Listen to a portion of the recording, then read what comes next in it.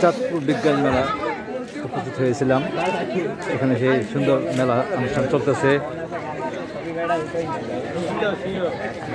অনেক ছাত্রছাত্রী এই মেলায় অংশগ্রহণ করেছেন, বিভিন্ন স্টল তারা দিয়েছেন।